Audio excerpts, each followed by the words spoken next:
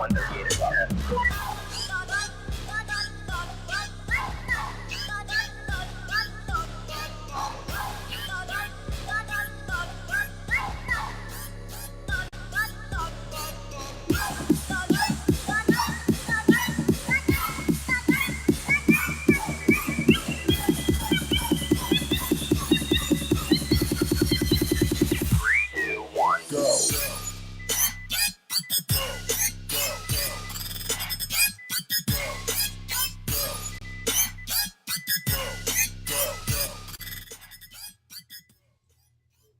And hello, everybody.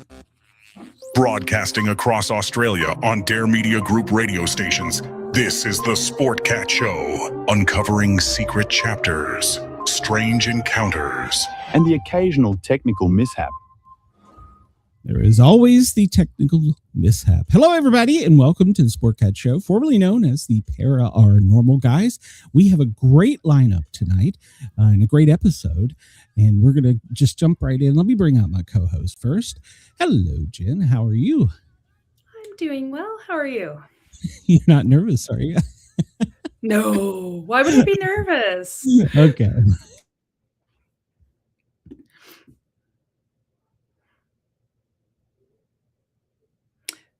I just want to make sure. So we've got Naked and Afraid. You'll see this episode.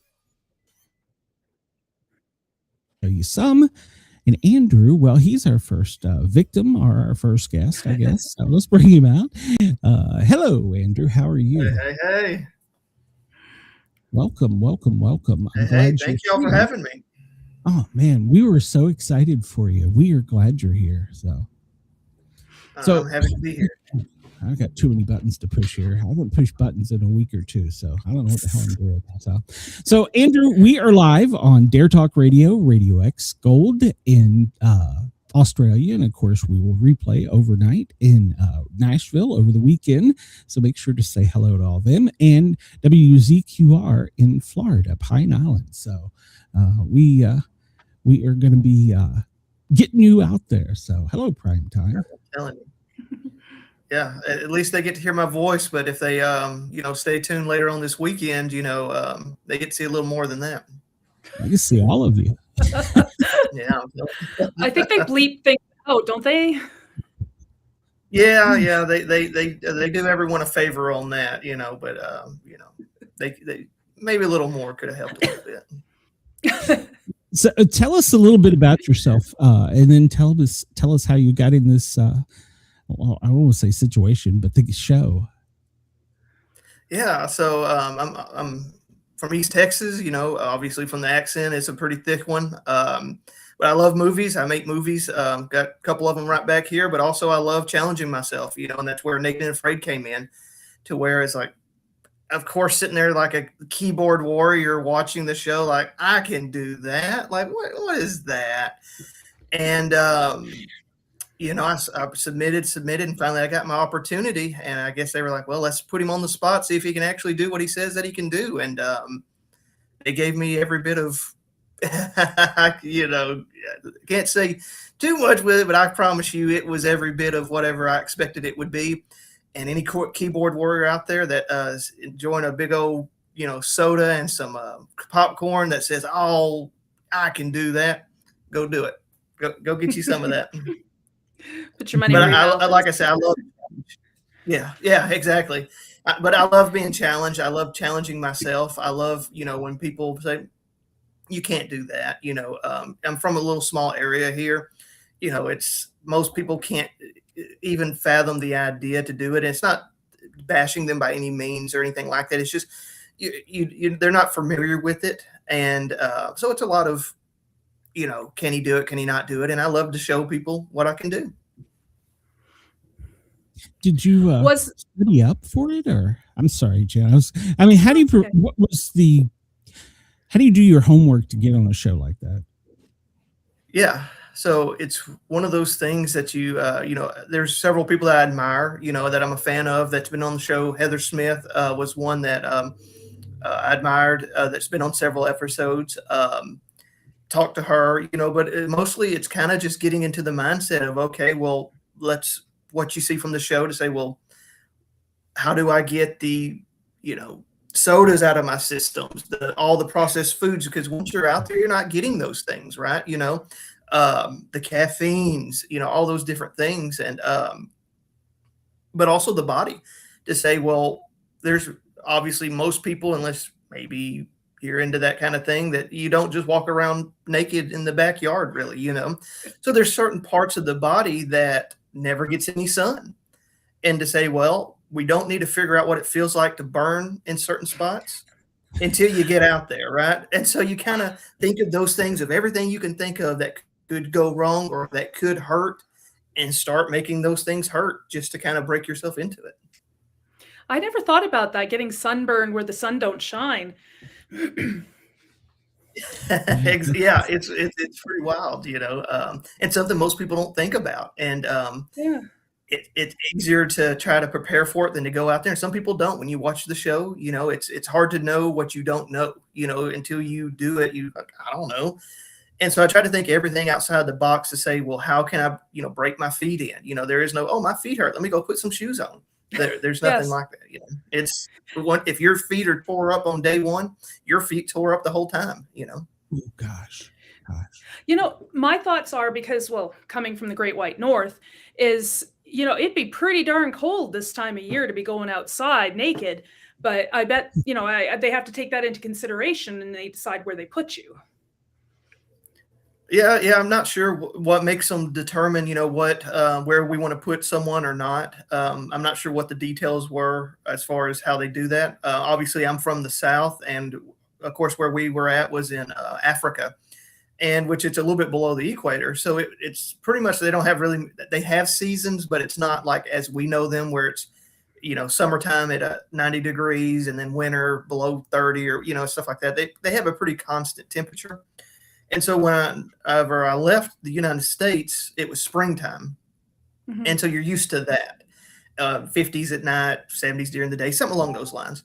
And then you go to Africa and it's like, ooh, it's really hot here, which it gets hot here in Texas, but I'm not used to it because we just got through with winter, So that's kind of an adjustment thing that you have to go through, just part of the challenge, to where you're naked and afraid, but it's all these elements against you, the physical part, the mental part, there's all these things that says you're going to be uncomfortable here. And it's how do you handle that? And So is it, obviously you have to prepare physically. Do you have to prepare mentally?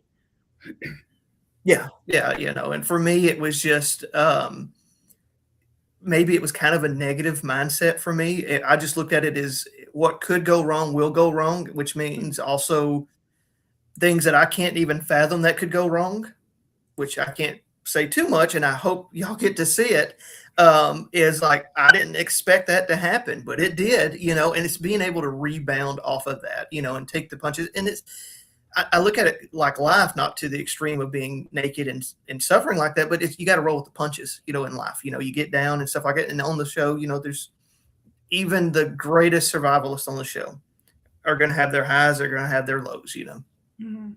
Sure. It's And kind as of you like, can see through the as you could see through the little teaser that they released this, I think it was yesterday, that it was on Naked and Afraid's Facebook and social media pages of me and Nicole. There was plenty of ups and downs just in that 1 minute clip, was there any point, like, because obviously you prepare physically, you get yourself in the right frame of mind. I mean, there had to have been some times where you're like, what the heck did I get myself into? Why did I do this? And kind of doubting, should I have done this? Yeah. Oh, yeah. And I think, for anybody, it's pretty natural, to experience those things that, obviously just from the 1 minute clip, I think most people would say, so like, you're done after that, right? Like you're done, you wrapped it up, you went home, right? Just even from that, and there's a whole nother 2 hour long episode to that one, that was just 1 minute of it. And, there's plenty of those moments, and it's just overcoming your brain, to say that it is uncomfortable. And we just don't, as humans, want to be uncomfortable. Typically, we want to find that comfort zone and sit there. Mm-hmm. Wow. Cynthia in the chat asks, Andrew, you and Nicole did a 14-day as newbies often do is a 21-day something you might want to do. And she said you gave a nice shout out to Heather. There you go. Yeah. So 21 days, definitely something that I would be interested in. 14 days starting out, no experience is kind of the starting point for several people. And there's several folks that have been on Naked and Afraid that's done the 14 and then moved up to 21s and even more. But yeah, most definitely, if that's something they would be interested in me doing, I would definitely come back and do a 21.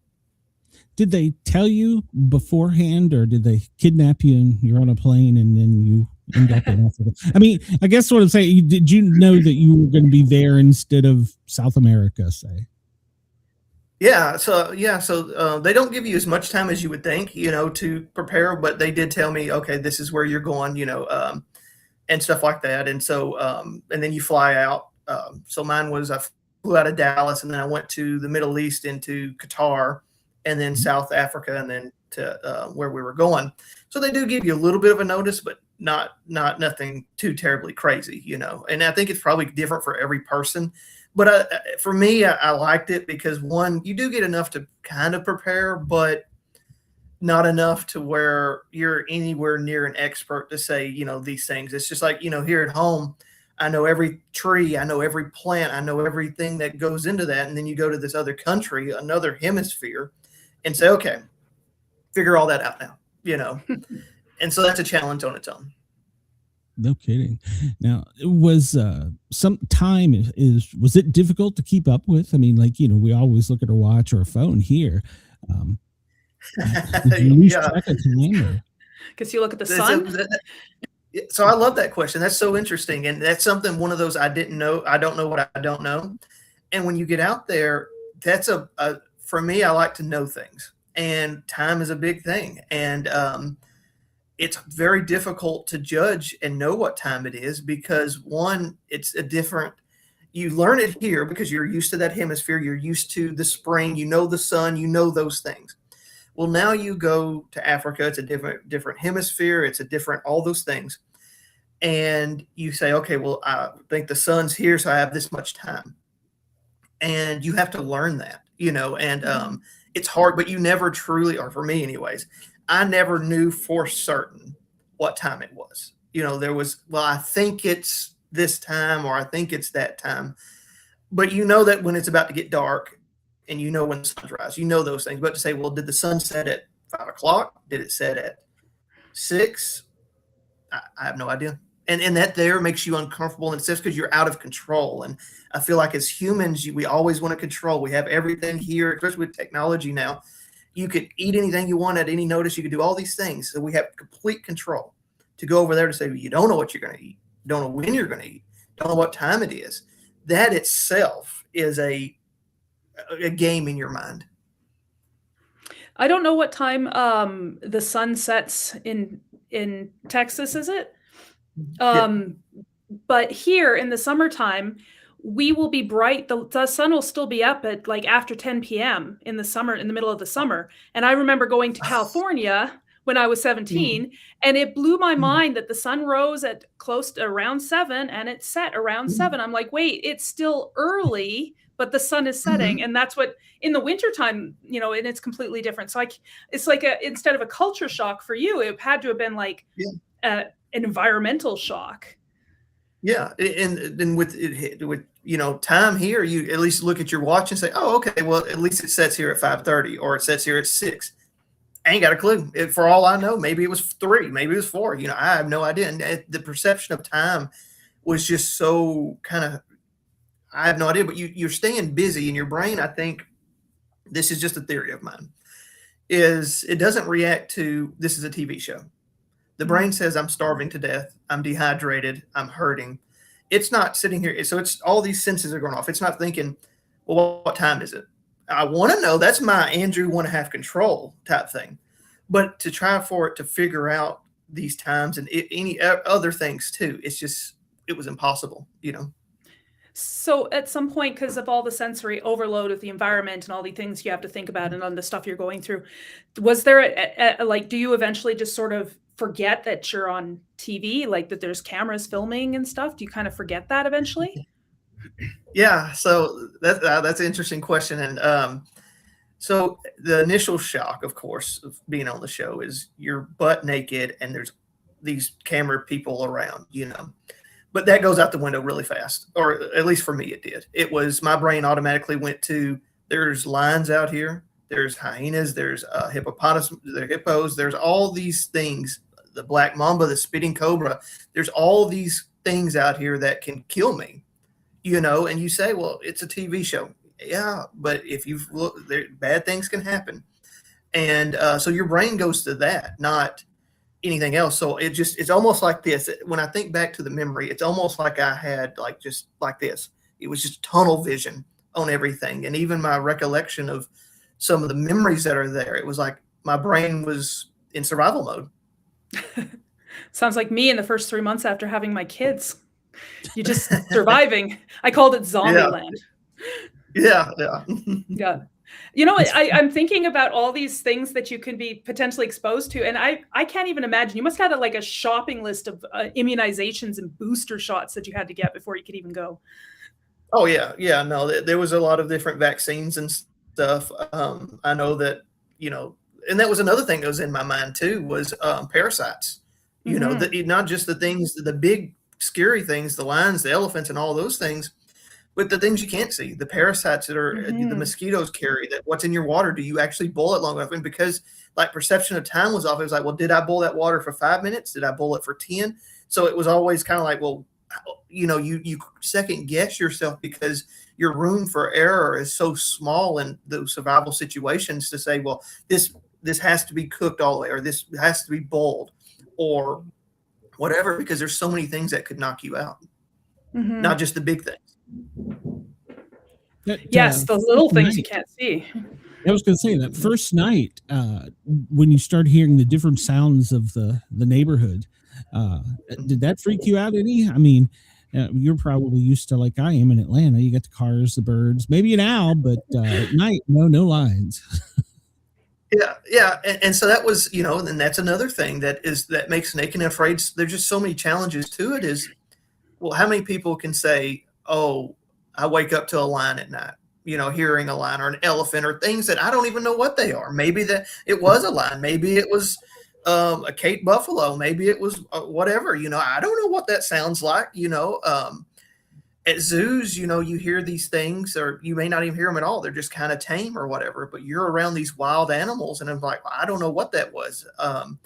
So the first little bit, it's a shock, and that adds to the part of being naked and afraid is that, all the elements that are tearing you down, it's like the environment's against you, that it's not, but yourself's against you, but the environment, every little thing knows you're there. And it's like it wants to knock you out, whether it's literally or not, but it's like there's so many things against you. Starts to get you thinking, are we prey or predators?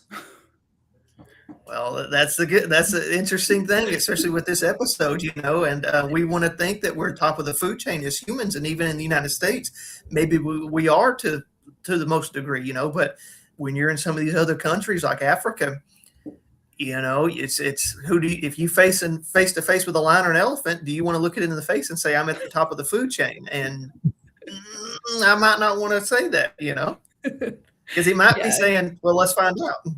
Yeah, it's not the Lion King. Yeah, exactly.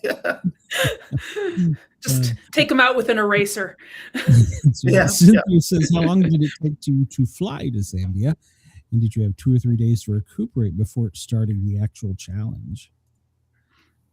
Yeah, so that was another thing on itself, was different time zones, and you get into a schedule. Obviously, it's different times here in Africa versus there, but it took me several days to get there, and that was another thing that was so weird about flying was, I may be wrong, and y'all correct me. It's either I went backwards in time getting there, or I went forward in time. I can't remember how it worked, but I thought it was so weird. I'm like, so I'm behind them or I'm ahead of them? I can't remember, because I was there. It was during Easter, and that was a really interesting thing. Was you have Easter, you have Passover, and I'm in Qatar, and you're seeing all these different cultures in this airport, and I thought that was like the coolest thing, to be able to see because being from little East Texas, you don't really see a whole lot. We're all pretty much Christian and stuff like that. Christianity's here. But to see all these cultures all together, that was really cool. But to answer your question, yeah, it took me a couple of days to get there, and then several hours to get to South Africa and then to Zambia.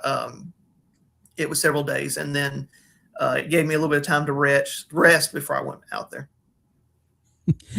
What was your last meal before saying, okay, this is it? I know it wasn't McDonald's. No, it was. So my last meal here at home was I ate me a ribeye steak, and I love steak. So that may be cliche for a lot of people, but my last meal here before the challenge, I honestly can't remember what it was. Like I said, there's certain things that are my memory's kind of skewed on as far as details, and I wrote them down to try to help me remember them before we got out, but I can't remember what they fed me right before. I know I was very pumped, and I did not eat much, and I thought, well, this might get me, but there was just something in me that I was just so amped, and just the environment around me, I didn't really have much of an appetite beforehand. Wow. And no caffeine. I don't know if you're a coffee drinker. Oh, no. Yeah, I got rid of all that. Well, so I'll give you a little bit of side story. So one of the things I'm very grateful for Naked and Afraid for this, and not many people know about this, but a lot of people are about to. So I'd been on antidepressants most of my life, and that was something that I knew, well, I probably need to work off of to go on Naked and Afraid, because I wasn't sure, okay, would they let me take my medication or not? And I was like, well, even if they would, I wasn't even going to ask. I'm going to work on getting off of it. And that was something that I was able to accomplish, that over 20 years of being on medication, that I was able to battle off and get off of the medication. And now I've been off for a year. So I'm very grateful for that. That was one of the things that I gave up to make sure to give myself the best opportunity to succeed out there. But one, it was a personal battle that I wanted to win with, not just the caffeines and the fast food and stuff like that. That's interesting. And what a like sink or swim type of situation to go off of it too. Oh yeah. Well, and I'm real big on the mindset and healing the body and the mind. And so I put in a lot of work to do that, and I slowly worked my way off. And I finally got to the point, well, to make it on Naked and Afraid, to be able to give myself the best opportunity to succeed out there, this is the final jump to do it. And I was able to succeed. So I'm very grateful for that. Yeah, that right there is brave. I mean, a lot of people are, I don't want to say addicted, but it's hard to, once you've used them as a crutch. So that's, yeah. For me, it was, I wouldn't call it addicted. Yeah, for me, it was definitely a crutch, but it was kind of a dependent at the very least.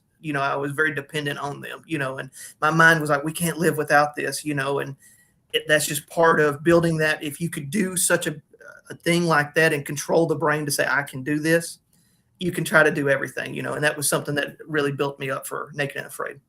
No, that's pretty admirable. Yeah. So yeah, like Glenn said, there's not a lot of people who have the strength to do that. Yeah. Going in, you probably had an idea or some sort of mind, like mental image of what it would be like. What was it completely different than what you imagined, or was it pretty close? Yeah, it's nothing you can imagine. And I said it a lot on when I was out there in my mindset, and even now, like, you don't know what you don't know. And it's like we talk about what we think we know and what it would be like to live this life, where it's like, oh, imagine being a billionaire. Well, you can't truly, because you never felt it. You've never felt it. And it's the same thing with saying, well, going on Naked and Afraid, what's that going to be like? Well, I've seen it on TV. It's going to be this, this, and this. You can't understand it. The amount of,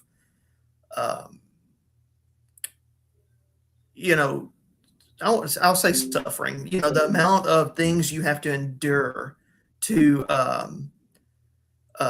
be able to do that is like, you can't comprehend it.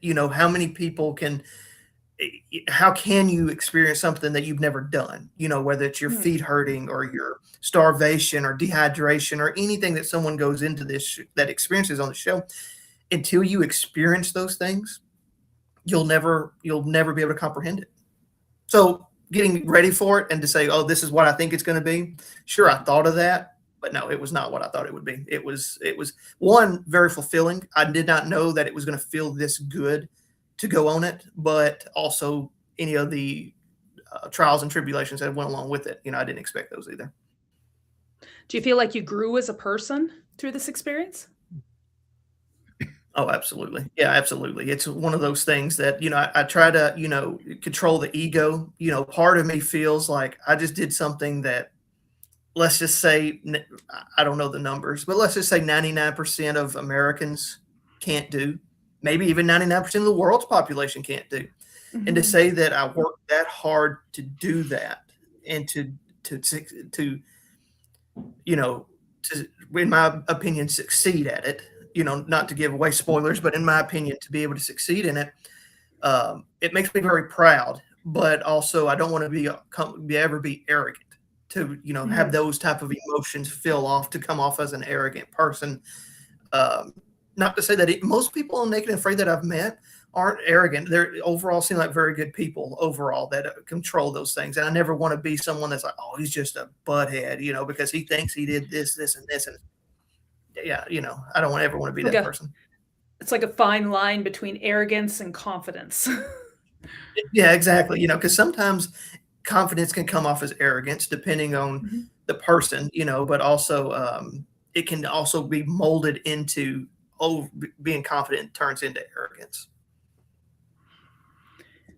Were you an outdoorsman before this? Did you camp, hunt, fish, anything?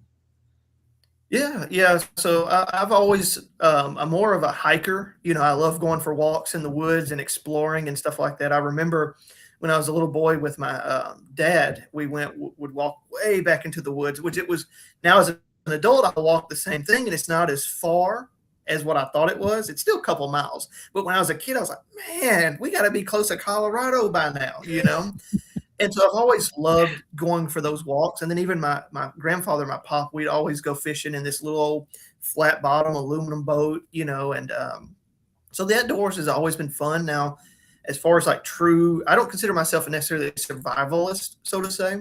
I consider it more of I've loved challenges, and whatever those challenges presents to me, whether that is surviving, I'll do that, but I've always enjoyed the outdoors, but also that's just kind of a way of life around here. We're just in such a small area, wooded area, that even just getting out of your house, you're kind of, to some people's standards, you're in the woods. Yeah. And when, let's see, how do I want to word this so that we don't get in trouble? As you were going through the show and realizing I've made it through one day, I've made it through 2 days, how did you keep the energy up to keep going? I know, aside from the fact that you need food, water, and all that, how did you push yourself? Yeah. So, and that was tough, and it was, for me, every day was different as far as where do you find the motivation to get up, keep going, and to do it, because obviously you're uncomfortable. Even the people to the keyboard warriors out there that says they got it easy. And I'm not trying to insult anyone that has said that, but we've all seen the comments. Even there, that they're not in a soft, cushy bed. They're not in those. And the brain's automatically saying, "Dude, why we got to do this? Why are we doing this? And so I think it's a natural thing to do it. And so each day is different as far as why you get up, why you keep going, and how to do those things. Yeah. Was there? No, I was going to say, go ahead, Jen. No, I didn't have another question. I was going to say, what was was there any skills that you were able to bring from your life forward to kind of help you? And did that knowledge surprise you?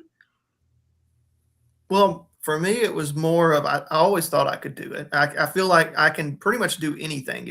If someone gave me the right opportunity in life, no matter what it is, to be able to figure out and do it. And it's not to say that, oh, I'm overly intelligent. It's just, I don't know. It's just, I just figure it out. And when I was out there, there were certain things I'm like, well, I may lack in this or I may lack in that. But part of me was the resilience to say, I'm going to figure it out. I don't know how I'm going to do it right now, but I'm going to be able to figure it out. And that was a big thing. And one of the thoughts that I had, I was like, well, people used to live this way to some degree. Yeah. And they seem to make it just fine, right? So it's, if they can figure it out without the intelligence of, well, this is, exactly why fire is created, or this is exactly why fish spawn here, or this is why they do that. They had no knowledge of why that was. And because I do, it's like, well, I can figure that out. Now that doesn't come without the obstacles. And, you'll be able to see even the show this Sunday, that what you think may not always work there, and you see it time and time again and on Naked and Afraid, where they're like, I do this all the time at home. I always do this. It always works, but it's not working here. There are so many elements, whether the humidity's different, the wood's different, everything's different, but also the emotions that you're feeling. You're in a controlled environment at home. You're out there butt naked, the sun on your bare butt, bugs already swarming you, gnats, whatever it is. So you're not as in your environment, and just the littlest things can keep you from making fire easy or catching fish or whatever it is that you're trying to do. How yeah, because it started as soon as you start getting frustrated. Like if it when I'm at home and I'm trying to do something and I get frustrated, it's like, forget it, I can't do it. I can't even imagine, like, you have to control your emotions and figure these out, and it's not necessarily for comfort, it's for survival. Yeah, and that's, picture that, as people at home, talking about, oh, he's getting angry or he's getting frustrated. He needs to control his emotions, or she or whoever. It's easy to say that whenever you're in a controlled, AC'd environment, but people that talk like that are judged on the show, in the comments, it's, you don't know what you don't know. It's easy to sit there and say, well, I do it this way, I do it that way. And it's just not that simple, when you have nature, you have that country, you have the energy, you have the history, you have all this. It feels like against you, and you're like, what is going on? What? It's almost like a supernatural thing that just says, it ain't gonna be that easy.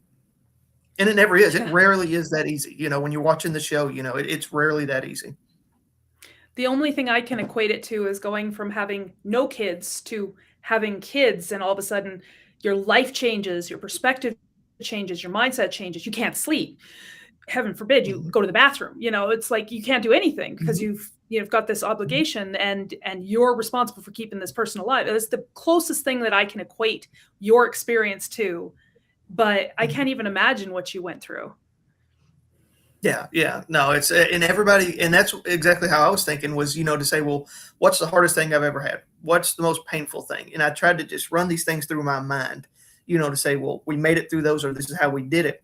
But even still, there's just nothing that, other than doing it, that can ever correlate to that. It's just, there's things, everybody has their own experiences on things to say, well, maybe it's like this, or maybe. I promise you, it's one of those things that I wish, to be honest, I wish everybody could experience, to be honest with you. I wish maybe it's like a high school class or something that's everybody says, okay, well, you're with clothes on, or at the very least, but y'all going to go out there and you're going to go through this. But it gives you a new perspective of life. And it's like I said, I wish I could plug y'all into my brain and be able to feel and see the things that I do. And there's so many people that I've also talked to on the show that feel the same I do. And I'm like, it's amazing feeling to get a new perspective of life and the environment and things. And it's like, I feel bad for everyone else that can't feel that, like my energy is getting good right now because I feel so good, talking about it. One thing, and that's crazy to say, and I'm sorry to interrupt, but that's crazy to say because I just had the thought. I was like, Andrew, you look at the first minute and a minute video they released of y'all, and you're sitting here saying that's fulfillment. So, I can't wait for everyone to see the episode, 2-hour episode. One of the things that has always surprised me, and I know it has to be the adrenaline and then the dump when you're hunting and you have something that you haven't had in a while, whatever it may be, that emotions where you just kind of almost start crying and you just kind of let go because you feel like, well, this was here and I just took its life. Yeah. So, it is an emotional thing. One, it's so many, and everybody's experience when they finally, get their first meal, especially if it's a living animal, it's different for each person.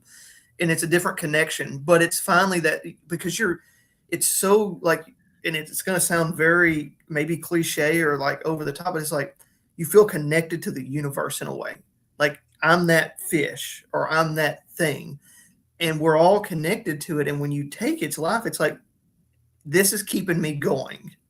And it's something that no one can really truly understand until they experience it. You go to the grocery store and you don't say, "Oh, wow, thank you, cow." It's a totally different feeling,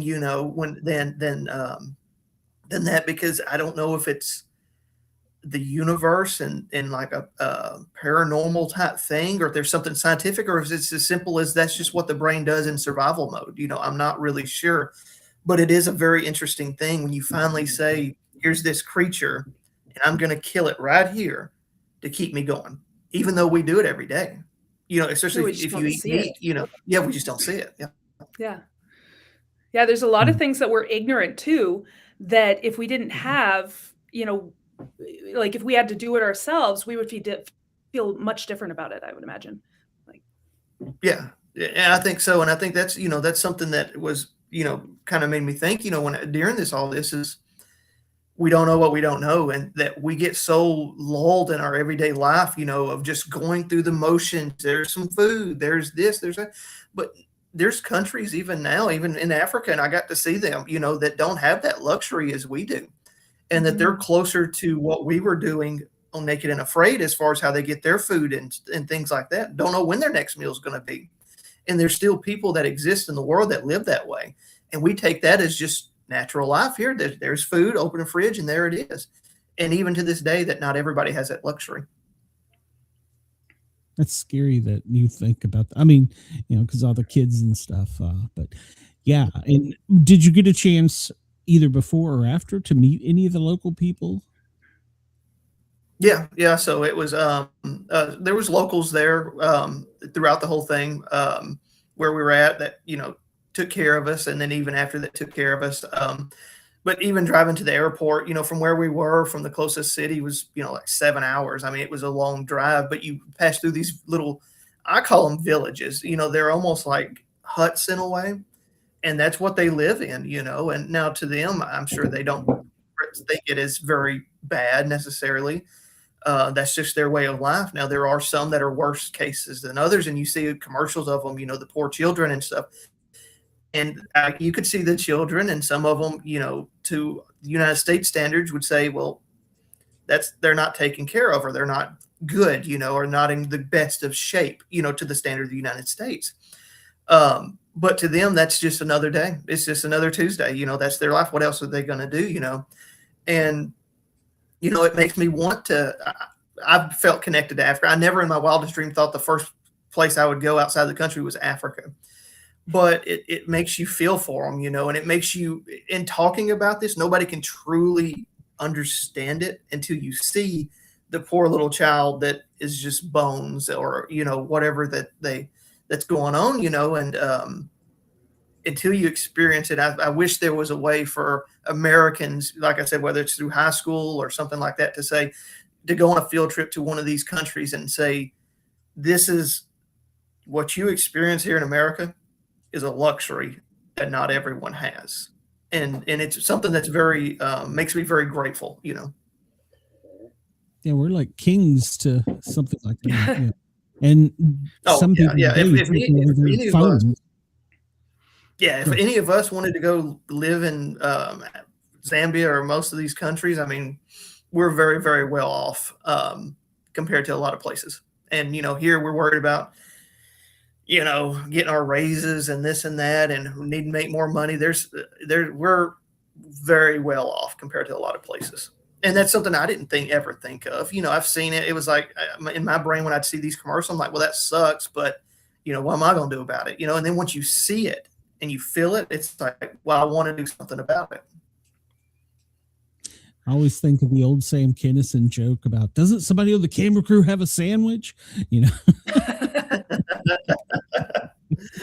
Yeah, no, everyone was very respectful on the camera crew and the producers and stuff. Of course, that crossed my mind. I was like, maybe they'll like drop a snack or something, and I'm not going to tell anybody. I promise you that never sneak happened, up from behind somebody and like pick their pocket. Yeah,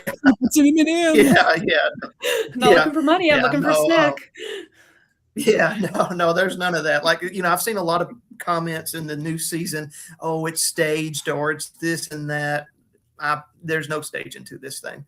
Naked and Afraid is as real as it gets. The suffering's real. The highs and the lows when they're so happy, that's real. When they're crying and all this and that. That may be why I had so much problem with dehydration. I was just sitting there crying. I don't know. But it's real. There's nothing staged about it. Do they have like a contingency plan for serious injuries? Yeah, they're not gonna, if something bad happens, they're gonna make sure you're taking care of it, which I've seen, some of the episodes where people had to get emergency evacuated for different reasons. As a fan of the show, there's some of them. I think they were filming in Louisiana or Florida, I can't remember, but there was a hurricane and they had to evacuate them while they were filming it. And then some of them, they get heat strokes or heat exhaustion, and so they have to take them out. So they do make sure that it's real. If you have that heat stroke, that's a real heat stroke. If you get, sliced and you have to get stitches, those are real stitches. But they make sure that they, to their best ability, that you're taken care of. Just stitched up and sent back. I have seen that on some of the shows. As a fan, there's some of them where they split something and they stitch them up right there and back at it. Oh, I'm a medic, but I would never do that. So. Different kind of treatment, but how long did it take you to get used to? You said we see on the show they drive you out in the pickup and then you do the little thing. All right, I'm going to get naked. How long did it take to find your partner for one, and then you have that Adam and Eve type of hiding yourself? How did you focus? Yeah, I guess that's a better way. I was never focused. It's one of those things that it's just so much and that's why my memory sometimes real bad on things, remembering things. And because when I'm going through it and I'm even, when I think about it now, it's like I wasn't there. It's like there was and the best way I can describe it in my mind, like I'm a drone over everything and I'm scanning for all these things that could hurt me. And that, for me, it never goes away. It's constantly, making sure I don't step on a black mamba or a speeding cobra or a lion in the bushes, And so could it get to where someone gets used to it? Like, let's say the natives, are they used to that? Or are they constantly on edge watching for those things? I'm not sure, but I just don't see how, at least for me as it is, that you could ever just say, oh yeah, that's just a black mamba. There's just a old speeding cobra over there. There's old elephant. And, it's like, I don't know how you get used to that, Yeah. Andrew, one of the questions we always ask every guest before we let them go, because we're only allowed to keep you for an hour, is, have you ever had a paranormal experience? Ever seen a Bigfoot? Anything like that? Well, as a Christian, I'm very, I'm spiritual. And so there's always things that you think, oh, is that a demon or this and that? But I can't say for sure. But one of the things that I wanted to see, maybe if there's anybody else that had this thought, it's about UFOs. Could they be people from the future? And those are time machines. And they're not aliens as we know them. And I wanted to see, has anybody ever said that or had that thought? Because I was saying something to somebody about that the other day, and they're like, what, dude? Like, that's crazy. What, that's true, What do y'all think of that?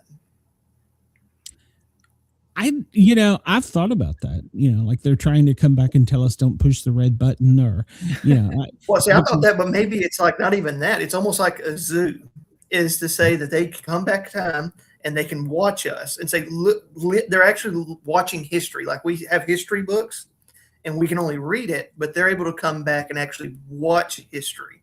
Almost like a magic school bus type show, except for we think they're UFOs, but it's time machines and they're coming back. Like, look at these idiots. They actually think this is healthy for them. Like back in the day, they thought heroin was going to be good for them. Look at that, Drinking radium water was healthy. Yeah. It's like, yeah, look at that. You know what I mean?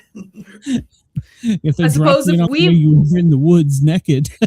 Yeah. They're like, look at this dude. Like, he don't have to live that way. He's naked and suffering. Texas, what are you doing down there? Well, I can imagine, if we went back 100 or, like hundreds of years and stuff, what would we think of the people that lived then? exactly. Like, let's say we had a ship and we could sit there and watch them do whatever they're doing back in the 1300s. Yeah. We're like, they're burning people, they're having the They're witch like things. It's like, what draining idiots, blood because they think that their blood is bad. Well, they're sick. Why are you draining their blood?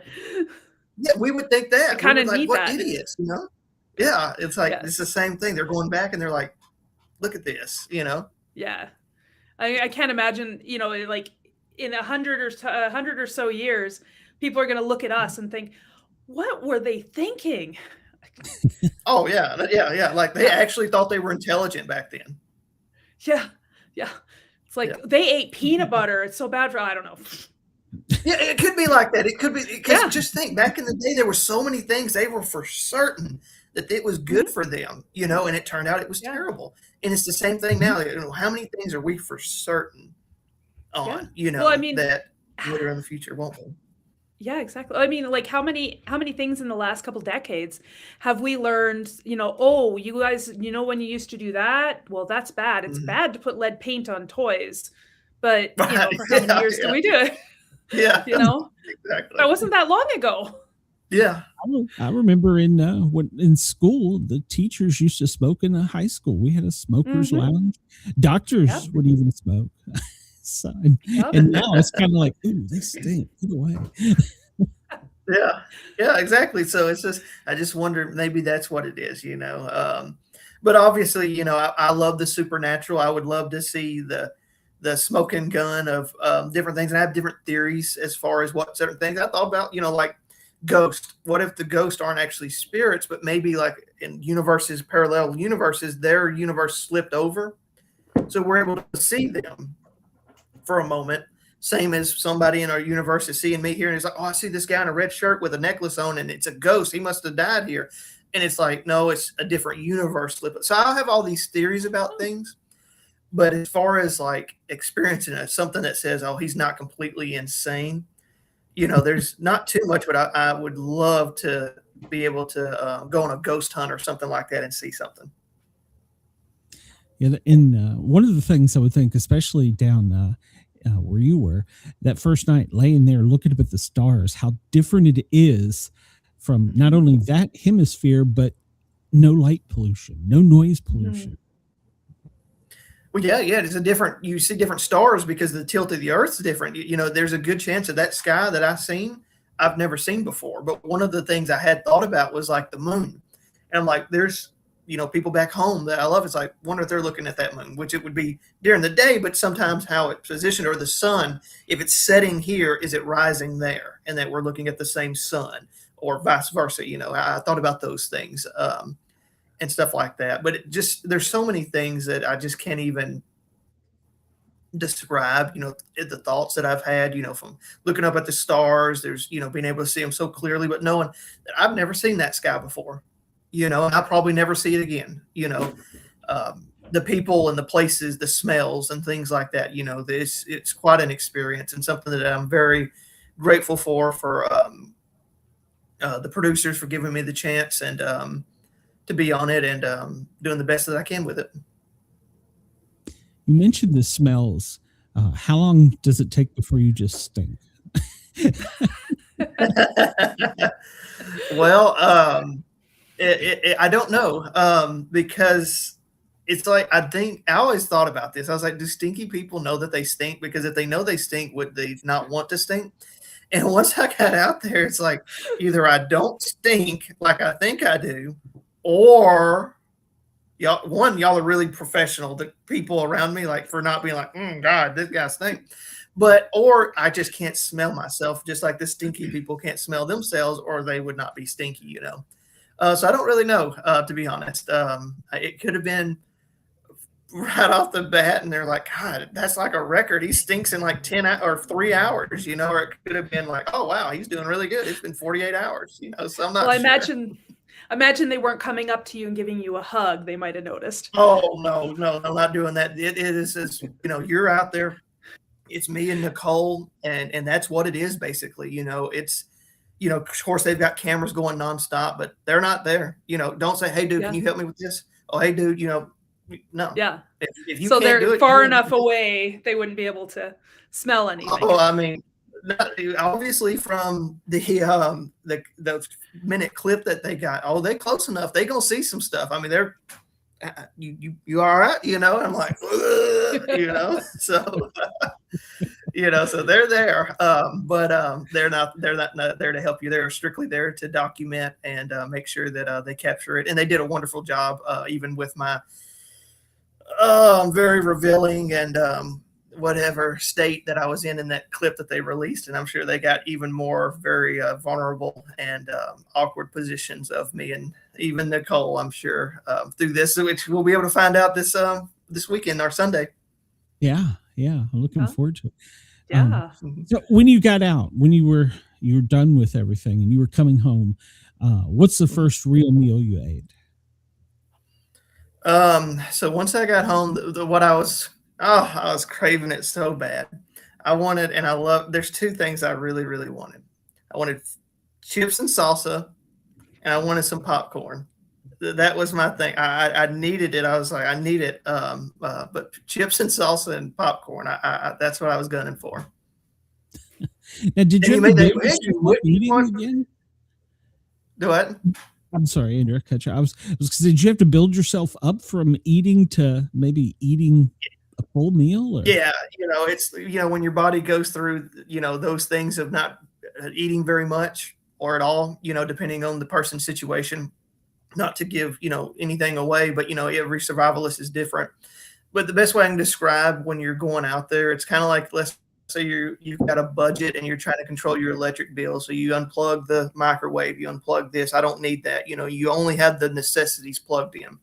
It's the same thing when you don't have much food or nutrition in your body. It says, well, what do I need? And if you have nothing in your digestive system, then you don't need your digestive system. It'll basically turn it off. And then once you finally get to where you can eat again, it has to kind of reboot itself and stuff like that. There was, you know, which is a big thing for the fan challenge, you know, because me and Nicole are big fans.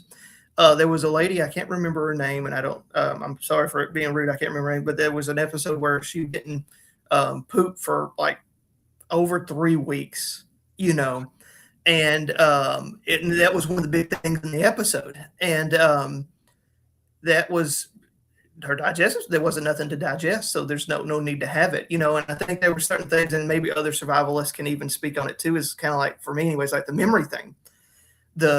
I would think the brain doesn't need to record memories of this. It's just thinking, well, I don't need that, so I'm going to turn it off, you know. So it basically keeps your body going with what it needs. And if it doesn't need it, it's not getting it. Like it's only turning on the one candle if you need it. Yeah. Yeah, pretty much. Yeah. Everything else, unplug it. Mm-hmm. I suppose if the experience has those qualities that you don't want to remember, your brain might shut those off too. Well, and I thought of that before. It was like, you know, maybe it was my brain reacted to this as a very traumatic experience. So it was like, well, I don't want to remember all that stuff because during the whole time it was suffering, it was hurting, you know, so why do I want to remember that? So I thought of that before too, you know, on why certain things may be a little foggy. Well, like you said, you only need to keep so many things, and that might be, you know, one of them. Now, did you probably, I don't know if you can say, did you get to see any of the predators, the lions, the elephants, the crocodiles, or? So I will say this. I got to experience Africa in all its beauty and wrath and vengeance and everything that it has to offer, the good and the bad. And that I'm very grateful to be able to experience all those things. It was basically Andrew and Nicole versus Africa. Are you going to have a watch party now? Yeah. So what I was going to do, I was going to watch it, just soak it all in and everything. And then I was going to have one at a later date on it. So like all the family together with chips, salsa, and popcorn? There you go. So exactly something like that, and just kind of just soak it all, because you know there's a lot of attention coming from. It's a big show, you know. Everybody loves Naked and Afraid, you know, and everybody's wanting to talk about it now that we can talk about it to some degree. That it's just trying to balance those things, but also enjoy the moments too, because you only get your first time on Naked and Afraid once, and so I decided, not to have a big thing and more just my immediate people, and then They'll send you a bloopers reel, do they? everything's if it's a blooper, it's probably going to make it, to be honest with you. If I said something ridiculous, it's probably going to be there. Or if it's like, look at this guy, whatever. So I'm sure my whole episode will be a blooper, and everybody's like, well, what's up with this dude? Well, you're right. So klutzy. I'm so klutzy. I'd be like tripping all over the place, and they'd be showing all that. Oh yeah, it's like, oh, what I step in. Oh, that's just monkey doo-doo. Oh, what is that? Oh, that's just elephant poo-poo. Oh, well, I don't know what type that is, but whatever. It's got a bone in it, so that ain't good. Well, Andrew, thank you for coming on. There's so many questions I got, and I know you can only answer so many. And I'm going to be watching it. I'm sure Jim will be. Definitely. It's interesting to hear a little bit more than what the teaser gets, and then have a personal connection to it. Like, I'm sure you and Nicole will probably always be attached at the hip in some way. Oh yeah, Nicole. That's one of those bonds that you'll never lose that, and you can never duplicate anything like that. And even my experience, even here, and later on when you talk to Nicole, I guarantee it's going to be a whole nother experience, and it may think like, how did they just have the same thing, but have two different recollections and experiences of what they feel? While there will be some similarities, it's just how we perceive things. That's why we have so many different religions and political views and all these things, but how we personally perceive things, and I can't wait to see Nicole in a little bit, talk about her experiences, and they're going to be different than mine, but I can assure you we were there together the whole time. All right. Well, Andrew, will you come back after the show's on sometime and talk with us? I would love to, and we'll be able to kind of dive deeper into some of the things without the spoilers and things about the show, and be able to answer more questions of, well, Andrew, that was stupid right there. Why'd you do that? We'll go deeper into those things. You stepped in the monkey poo once. Why did you do it twice? Yeah, why'd you do it again? Why you keep coming back to that? All right. Exactly. Well, we'll try and get you and Nicole back on the same night. Maybe we can get you together, and we'll just have a big Q&A and fun party. Oh, that'd be awesome. I would love to. That would have one more thing that Nicole and I have done together. That would be amazing. Okay, we can make it happen. Yeah, I'm excited for the show. I'm excited that I got to meet you, and I thank you for going. That maybe not something a lot of people say, but thank you for going, because remember, it's really for our enjoyment, So thank you. Yep. Thank you. And so you're the first person to say that, and I thought of that before. Like, it is for entertainment, and it's real. They give up their bodies for entertainment, and so thank you for that. And then you come away with epiphanies. Yeah. Exactly. Well, I just what you were saying about the medicine, you did something a lot of people, really have never done. So, all right. Well, and I got to give it all to Naked and Afraid. Thank you, Naked and Afraid. All right, Andrew. Let me get you out of here so we can bring Nicole out. Thank you for coming on, and thank you for doing the show. Not just ours, their show, and we'll get you back soon. Thank you so much. Y'all have a good night and be safe. Yeah, you too. That was great. All right. Yeah, well, I had so many more questions. I know. It, as always, the hour goes by so quick. All right. Well, let me stay legal here in Australia and push a button. It's the howl of Cobain, the thunder of Grawl, a rebel transmission straight to the soul. Vinyl and venom, sweat in the sound. We don't play background, we tear it down. Coming up next on Radio X, your ultimate rock destination. Sportcat's Daily Gazette is about to hit your ears. Well, weird news, really mad stories, and chaos served with a grin. From the outrageous to the downright ridiculous, Sportcat will cover it all, because normal is boring. Stay tuned. things are about to get interesting. Radio X, the fire, the foundation. Fueling the dream with no hesitation. The volumes of vow, the airwaves, our nation. This is my station, my rock destination.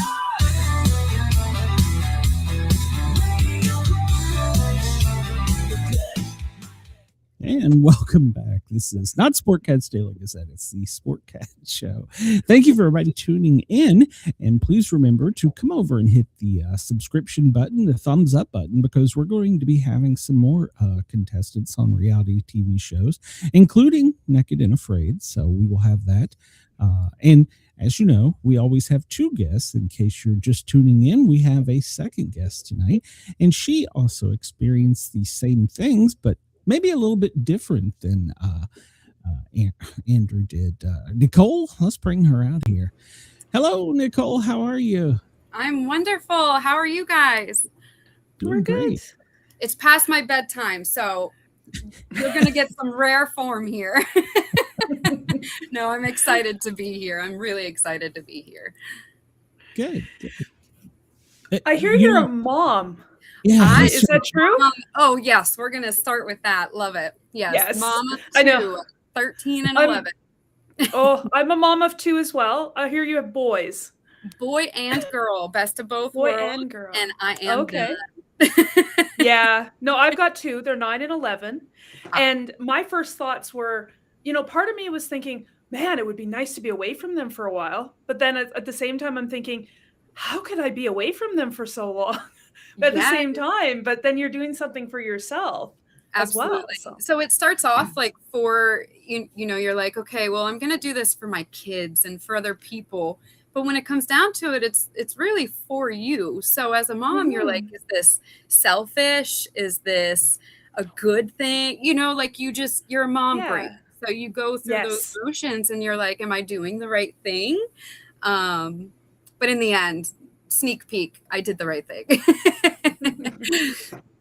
Do you feel that being a mom helped you in some way? Like either mindset or drive or motivation? So as a fan of the show, as we learned from Andrew that we came on as fans, super fans, right? So seeing all the past episodes, it was kind of a trend in my mind where it's like this big military man, like works out every day, muscles, maybe only makes it to day 2, but you get the mom of 6 and she rocks it. So as a fan, like I was like, okay, there has to be something here, right? And I just think we're built a little bit different because we have to be in our mind all the time and care for others at the same time. So yes, I definitely think it prepared me for this challenge for sure. Yeah.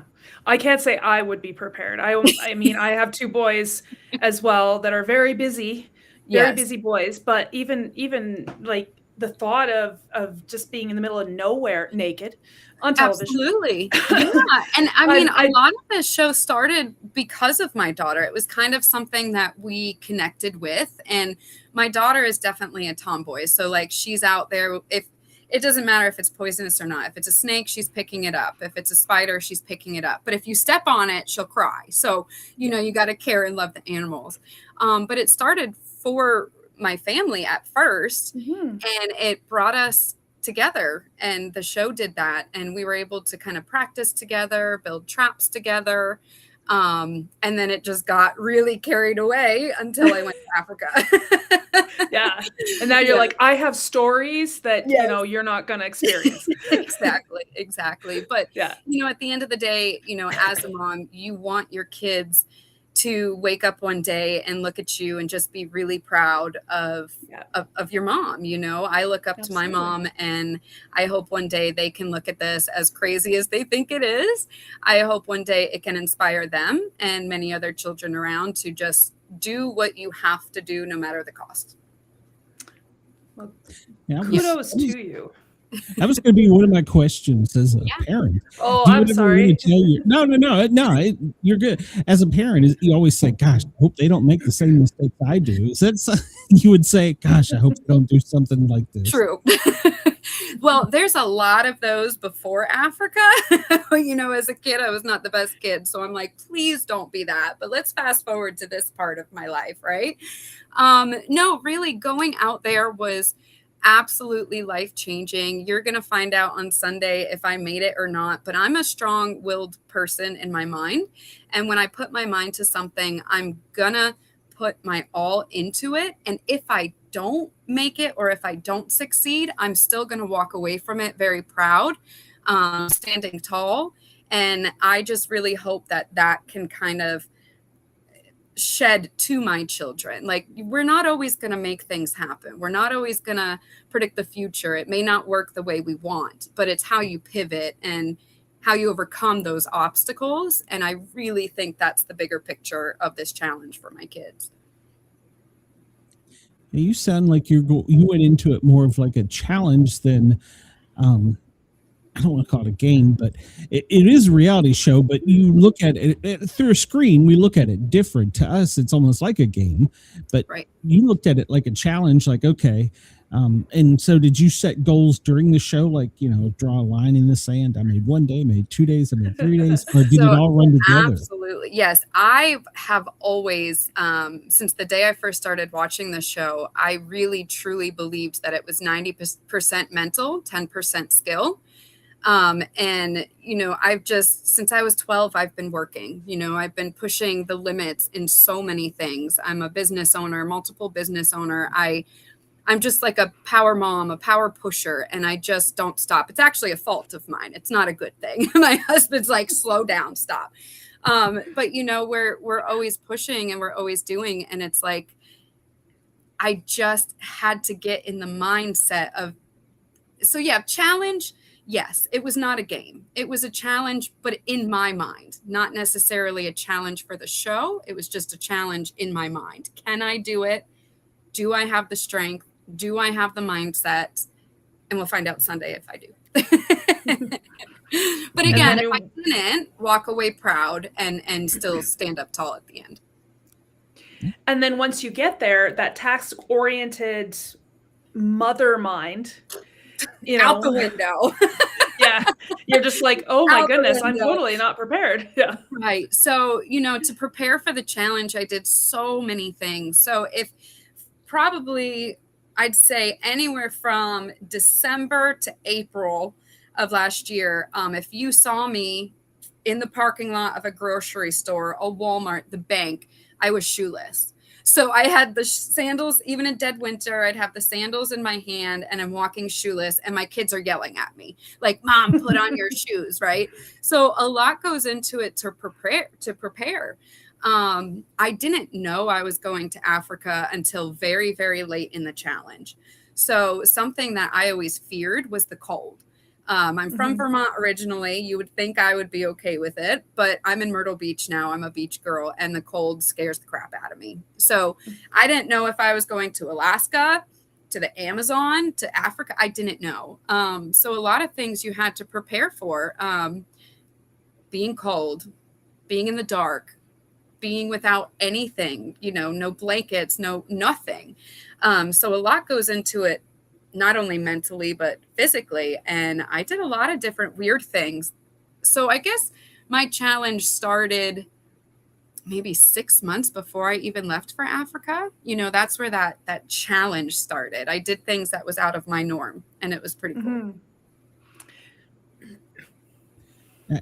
When I was thinking about it just now, this might be too personal, but you were thinking about a lot of things, but your body as a woman goes through different things than we do. So how the heck do you prepare for that? I'm a paramedic. Absolutely. No, absolutely. So as women, we're just always going through this cycle of change. Like my husband will say, well, I'm a Gemini too. So you add that to the mix and it's like, I am always changing. You don't know who you're going to get. You don't know which type of body you're going to get. But yeah, we're always going through things.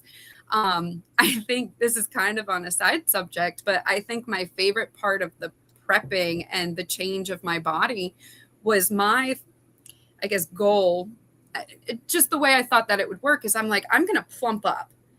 I'm going to get fat on me. And if I lose it, I have more days to lose it. So I was eating everything. I was like this monster mom who was like, had a steak in one hand and a chicken in the other.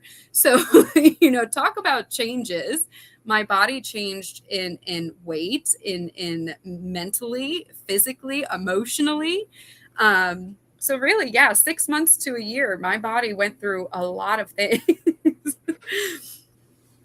How did you, I can't imagine how terrifying it would be, especially at nights. Like, how do you deal with the fear?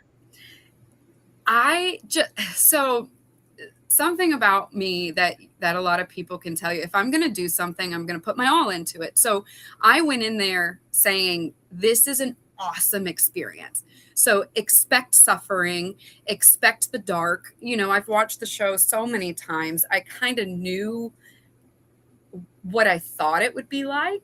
So nighttime, at home, I would prep for the dark. I would go outside with no lights on, and with the moon, clouds, and I would sit there in the dark in my own mind. And I had to prep for that, because if it was just home to Africa, I would have gone crazy. I probably would have hugged the stranger, Andrew, and been like, come help me. But I needed to prepare it for myself. Kind of makes you realize too, once you're out there and you're I mean, aside from you and Andrew, you're kind of alone, and it makes you realize how people got to living in together in little communities. It's crazy. It's wild. And, people I thought on the show, like, oh, they have the cameras, there has to be a light, they have to see something. It is pitch black. And let's say you do have a fire. Let's say you are lucky enough to build a fire, have a fire. That's actually more blinding than anything. So all of a sudden you're in this strange place. The noises, I know we'll talk about Bigfoot later, but everything sounds like Bigfoot. So you're like, is Bigfoot there? Is there an elephant? Is there, like, what is that? Is that a mouse? I don't know. So the dark is it's a scary place. And if you're not there mentally, you're screwed. You really are. You have to prepare for that. I imagine the silence was almost deafening when it wasn't the whatever creatures they were out there. I mean, there's no noise pollution. Yeah. Yeah. Well, actually, I'll be honest. That was the part I think I enjoyed the most. Being a mom and a business owner, I house 15 staff members. I have a family of 4, and everything is usually so loud in my life.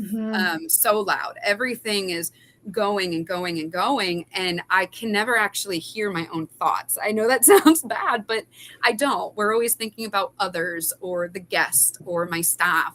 So I think one of the positive parts of my experience was that silence and was being able to tap into my own thoughts and hear myself. It was probably a positive part of my experience.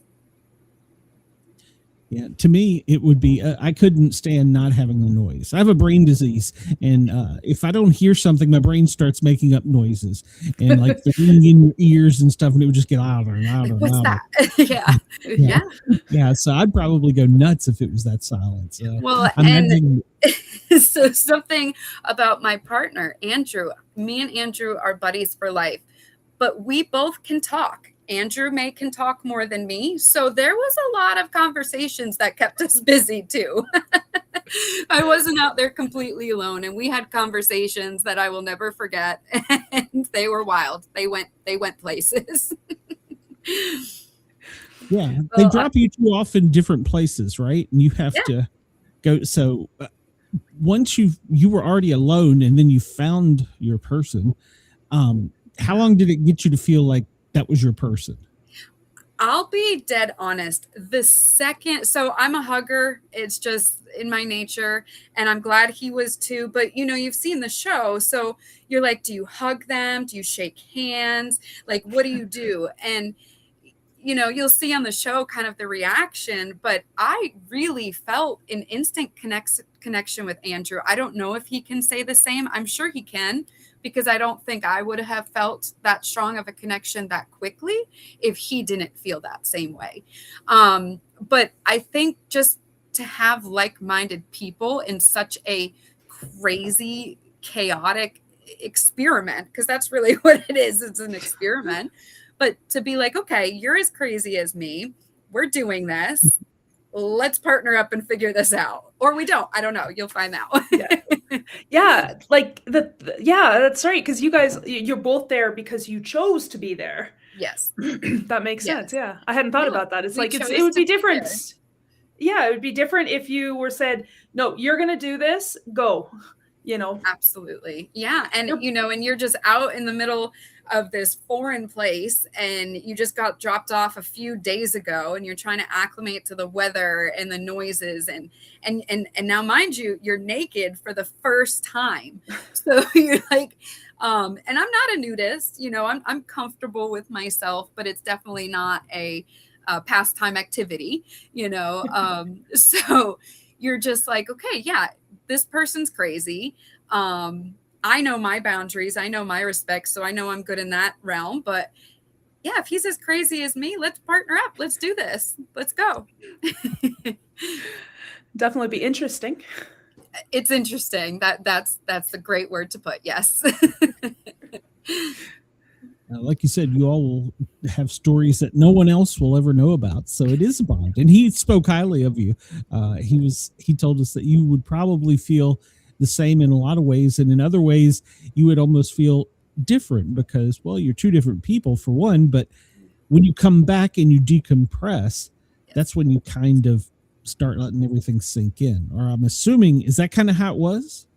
Absolutely. I mean, not to spoil anything because it won't, but just, you can look at each other's Facebooks, you can look at each other's social medias. Andrew and I are completely different. But in many ways, we're the same. So, it's just, again, we're these two crazy people who want to do this crazy dream. And then you're forced to get to know each other very, very quickly. It's like speed dating, but that you have boundaries, right? He's married, I'm married. So like, we already put that out. Like, so much so quickly, like the really juicy details.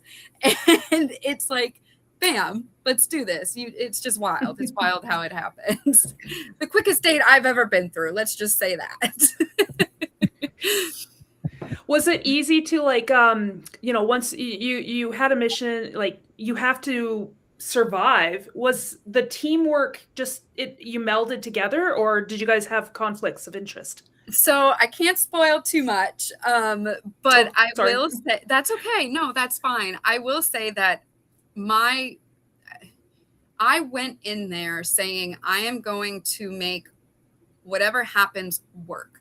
If my partner is this way, I'm going to just really try to make this work. So a goal of mine was, no matter who I was partnered with, I would do my best to make it work. To allow us both to finish this together. My goal was to not finish it alone. And I really just wanted that companionship, that partnership, because you do see some crazy things on this show. And, whether you're opposites or not, I am just that type of person that really just wants to make this experience, this one in a lifetime experience, the best way I can. I don't want it to be ruined by, a bad partner. And a bad partner, it takes two to tango, right? So if you're really, really bad, all right, let me just walk away. Right. So I just had to find these different things that I had to do personally to grow in order to make a partnership work. And that was my goal going in there. I can see how easy it would be under the circumstances to get so frustrated. I mean, yeah. Well, I love food. And again, I'm a Gemini, and it's funny. So Andrew's wife is actually Gemini too. So I think that played a lot into it. He kind of knew what he was getting. So he's like, all right, let's just walk away from her for a minute. But you're also tested with elements that you've never felt before. my husband will say, I get hangry. My staff will say I get hangry. Like, all right, just go give her a Kit Kat. She'll be fine. So, to be dropped off at this place thinking I may not eat for 14 days. If I make it that long, I may not eat that many days, so I had to really push myself and again, go back to that mental state to say, all right, keep it together. Don't freak out on everything. Just calm down. And it's constant game and challenge in your head that goes up and down, up and down. It's crazy. Now I ask Andrew, did you over here, like we're spoiled, we have a watch, we have a phone, whatever, did you lose track of time? It is insane. When you take off your shoes, even your clothes in this instant, you just get connected to that land so quickly. You begin to notice when your phone is away, when your watch isn't plugged in, when you don't have a million things to listen to or do. It is wild how quickly our bodies go into that survival mode and they see things that you would never see before. I have like a short-term memory. I couldn't tell you what I ate yesterday morning. I couldn't. But what I can do is close my eyes, draw you a picture of where our shelter was. I can draw you a vivid picture and show you where that leaf was and what it smelt like.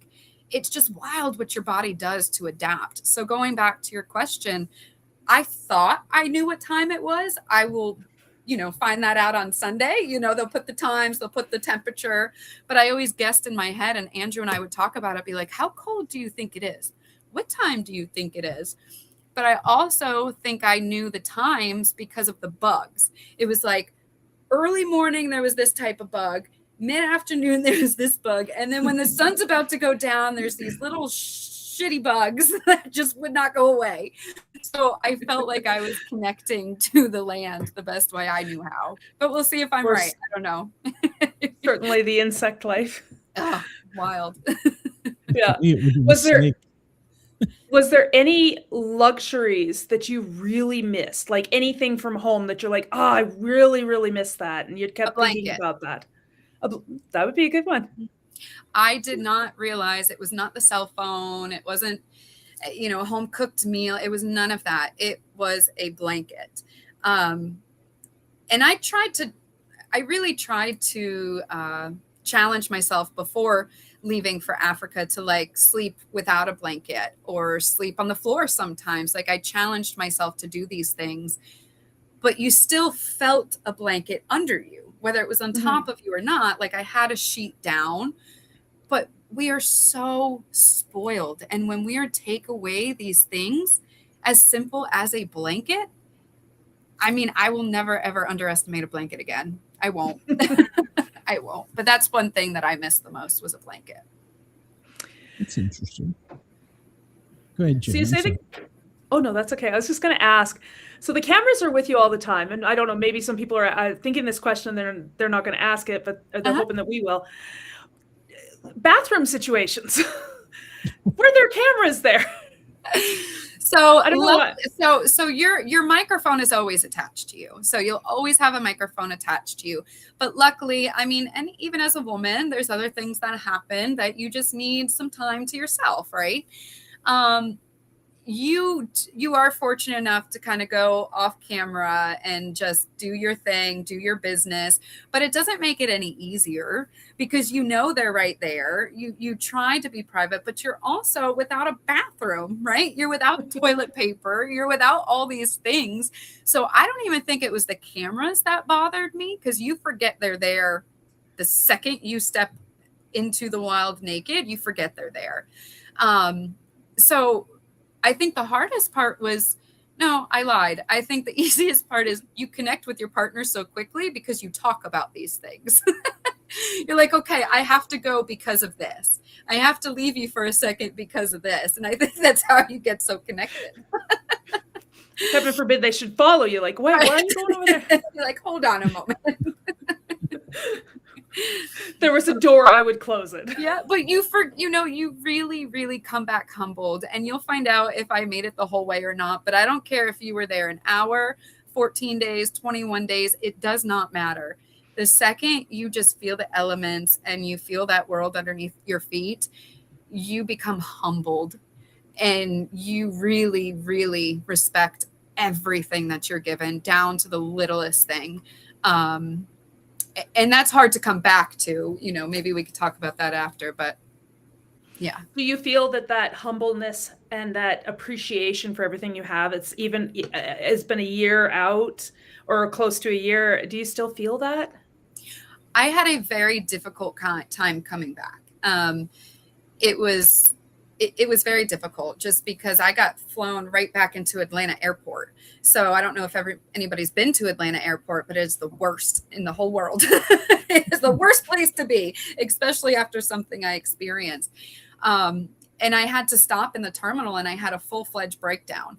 It was very difficult for me to come back to. And after my challenge, or after this show is aired, my goal is to kind of share more insight on the mental part before, during, and after of being on this show, because it is so much more than the hour or 2 hours that you're seeing. And yeah, we're a year out, and I am still I say screwed up. I'm still screwed up from it. Some really, really good ways, and some I could work on. But all in all, best experience of my life, really.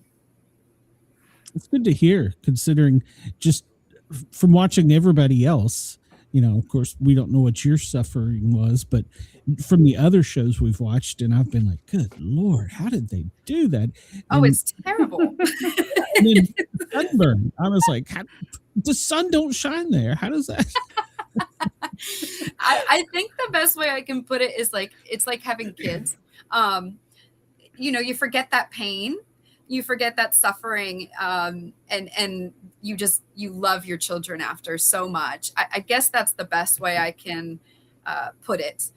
You forget that pain, and then out comes this amazing thing and this amazing experience that you can just love and cherish forever. Would you do it again? Absolutely. Absolutely. In a heartbeat. I guess that's why we have kids again too, right? Yes, they trick you. They're like, oh, this is good, do it again. And then you're out there, or you have another, and you're like, what the F did I just do? Yes, because they're completely different. And if, I'm like, with children, they're completely different. And if you had if you did something like this again, your experiences might be completely different, and they would shape you in a different way. Absolutely. And that's something Andrew and I talked about a lot, is everything was our firsts, right? So, we talked about if we did this again, I say when, because I put it out in the universe. So when I do this again, is it going to be the same? Am I going to feel the same? Because firsts are firsts, and you can't take that away. So you go do this crazy experience again, it's not going to be the same partner. It's not going to be the same place. And is it going to be as amazing as I'm saying and sitting here right now? Yeah. I don't know. What if I put you in like Antarctica or somewhere cold? Good Lord. Yeah, I probably should take back I'm scared of the cold. I love the cold. It's great. Don't. Yeah, and then you get worried about the polar bears. Start doing Naked and Afraid Canadian edition. Yeah. Oh, so Wes Harper is one of my mentors, and he actually we talked a lot before the show, even before I even began to want to be on the show, because he had a business, he had a family, and I just felt connected to that. Well, I rewatched his episode for like the third time of Naked and Afraid Frozen. And I messaged him. I was like, it's 40 degrees in South Carolina. How did you do that? Like, what are you, crazy?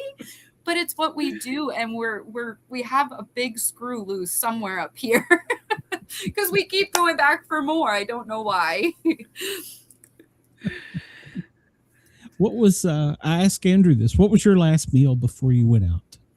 So again, my plumping stage, I was just like eating everything. So to be quite honest, I could not even tell you, but I know it was in the airport and I know it was like several things. I ordered, I was lucky enough to have like American Airlines. So I was in like the cool little fancy place in the airport. And I'm like, can I have some of this and this and this? And I ate it all. And I couldn't even tell you what it was, but it was fantastic. What was your first thing you ate when you came back?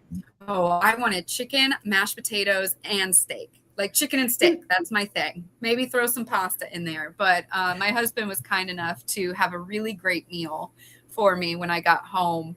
And yeah, it was fantastic. So I find it interesting that you and Andrew both, neither one of you can remember the last thing you ate before you left, but you have a better idea of what you ate when you came back. That is funny. That is funny. I was watching him before, and yeah, you're right. He didn't remember either. It's wild. I think you just have so many things that you're thinking about and you're preparing for, you're nervous about. And yeah, I'd be interested if I ever go back again, if I remember what my last meal will be. Or maybe it's you have a new appreciation for the things when you come back, and then it's more memorable. Absolutely. And I do know, just by looking back at some of the episodes, the littlest thing, whether it's a cricket or a mealworm, they take one bite and they savor it. Right? You see that on the show or their first sip of monkey poo water, they drink it and they're like, oh, this is delicious. And you're sitting on your couch like, what is this? Why are you doing that? Why are you drinking that?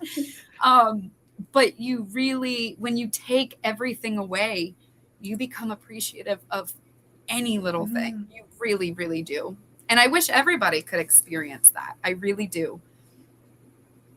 It was the same thing he said. Is it? Yeah. Oh, that's funny. I guess it would almost be like waitressing. I always say everybody should be a waitress at some point, just so they understand the hospitality world and dealing with people. So to me, it's kind of similar to that. I say the same thing about cashiering. Yes. Everybody should be a cashier at some point in their life so they can be humbled. So they can be humbled and just be nice. Please be nice. Yeah, it's hard to do. So, yeah, I was one thing when you were talking about that and thinking with Andrew, I've had several athletes and competitors on, and one thing one of the boxers told me, she said, I think everybody needs to get punched in the face once. So I find it odd that it's almost the same thing, but it's that competitive spirit. You wished everybody could do it. Yes. Absolutely. And some people watching or some people who watch the show are like, I would never do that. Right. They don't even think that. And I'm like, do it, try it. Yes. Well, and then there's people that will watch, and they'll be judging what you're doing, but they're not in that situation. Like, what did Andrew call them? Keyboard warriors. Yeah. It's really easy to judge somebody outside looking in than it is to actually be there and try to make that decision. Absolutely. And I'll be honest, I did that, even watching the show as a fan. Well, why'd you do that? And why'd you do this? And it's funny. I can say this because the clip just came out, but day one, Andrew and I are bent over getting sick on day one. And it may be karma. Yeah, it may be. Sorry, Andrew. I think it might be karma that I put out in the past, but I was the one sitting on the couch eating popcorn with my blanket. And I'm like, why is she getting sick? Why is he sick on the first day? They're never going to make it. And there I am, bent over, Africa bush. But you just don't know until you're out there. And I think it goes back to why I wish everybody could do it, because I myself needed that. I needed that wake-up call, that go back to the basics, right? Don't judge a book by its cover. Mm-hmm. Yeah, absolutely. That's so true. Mm-hmm. I can't think of a better way of putting it than you wish everybody could do it. And then when you were done, though, and it was finally, you and Andrew had parted ways. He's going on one airplane and you're going on another. Was it like a big weight left you, or did you have the more energy? Oh, I think it depends on the second. again, you just went through war, and I don't care again if I made it for a day or made it for 14. It is still all the same. It is a hardship, and you go through so much. I don't think anybody can come out of that experience being completely whole and completely stable. You're almost like bipolar in a way, because you feel one thing, you're thinking another, your body went through changes, you're trying to regulate that. And I think that's why I would love to come back on and just talk afterwards, because that's really what I want to focus on, is the after and what it does to one's life, what it does to family life, what it does to kids and husbands and spouses. You know, there's just so much more than this show. And it is real. With Andrew brought up the keyboard warriors. The keyboard warriors, you know, I see a lot of, is it fake? Is it staged? It is absolutely 110% authentic. And that's what makes the great show. Did you watch a lot of reality TV before this? No, the only big show that I watched was Naked and Afraid. So in 2019, when COVID and everything was happening, before that, I was building a salon, and it took about 6 months to renovate end of 2018. And January 23rd, my salon opened, and then March 15th, we were shut down.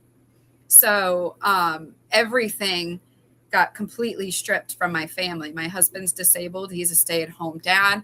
Before that, I worked 7 days, 14-hour days. I was just a workhorse, go, go, go. And then when they shut us down, it was the first time I was able to like listen to myself and listen to my brain. And I'm like, all right, well, I got to shut this off. Let's watch TV. And it was either Tiger King or Naked and Afraid. And I picked Naked and Afraid. And that's kind of where the love of Naked and Afraid came. Yes. And I'm from South Carolina. So Tiger King and that whole thing was connected. It was wild. But I chose Naked and Afraid, and that's where the love of the show really, really started, is because it took me out of my head and pushed me to do different things from there. I love that you mentioned the after effects of that, because people only see the show and they don't see how it changes you after. Mm-hmm. Would you say there's good and there's bad, right? Absolutely. And, you know, I can say this. So Andrew and I both got malaria when we got back. So that kind of took away my processing, because it was like, all right, I'm going to go home. I'm going to like sit down before I go to work, before I see the staff. I had this whole plan, right? My life has always been planned, and I've always had goals, and it just was like, nope, not today. You got a few more things to deal with. So Andrew and I were both in the ICU for several days. It got really, really bad. And that kind of took away from that processing time. And I think that's why it took me so long to just get back to where I needed to be, I think. Yeah. It's like the gift that keeps on giving. But then I say I want to go back. So, you know, how crazy am I? I don't know. It's like I said, I think it's the competitor anyway. So, and anybody that does something like this. And when you're talking about the keyboard warriors, they do that for every reality TV show. So don't let anybody in CBS's Big Brother. Holy cow! You think they're mean here? Oh. So okay, well that makes me feel bad, because I never really like got into the fan pages and the things, only on the show, and I'm like, oh boy, ours is coming Sunday. These people are mean. It'll toughen the skin, though. We'll be good. Yeah, I'm definitely excited to watch it. Thank you.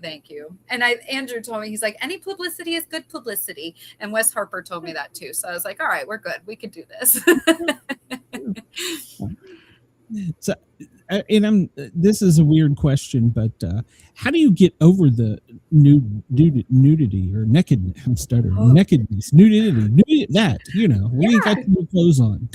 So honestly, I I was really worried about it in the beginning. And I'm like, not only am I getting naked, but the whole world is going to see me get naked, right? And my husband and I we love each other dearly. So I also wanted to respect my family on this. So it wasn't just my feelings about it, it was my family. And I really wanted to respect that. But the second you take off your clothes, you have cameras in your face, your feet are on thorns. In my particular situation, they were thorns, very big thorns. It is hot as like all hell. You forget you're naked. Now you feel that you're naked because every grass blade, every rock, every bit of sun is beating down on things that you never knew parts of your body you had. It's in there. It's on there and it's scratching you and cutting you. But you really do forget the whole nudity part. And I know some people kind of make jokes about it, but even meeting my partner and stuff, it was like, I'm going to take Andrew's words on this. He had this like box around my face in his mind, and all we saw was each other's face. We never really saw the nudity part. Maybe that goes back to like our ancestors and things where it's just natural. Or it was fear. I don't know what it was, but it was wild that part of my brain just shut down. I didn't see Andrew naked. I didn't see myself naked. I just saw what we needed to do next. And yeah, it was weird. Your body does weird things when it's pushed to the limit.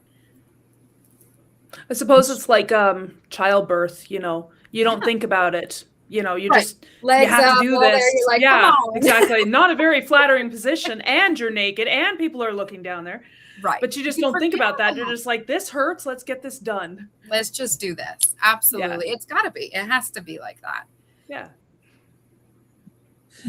He's sorry. Like, I don't know. I'm an old fat guy. I don't know that I could. I'm a paramedic. I've seen plenty of people naked, so trust me. Make sure to wear matching drawers. So that's all. Well, that was a big thing too. What do you wear on national television underneath the clothes, right? So I had to pick out this really cute outfit.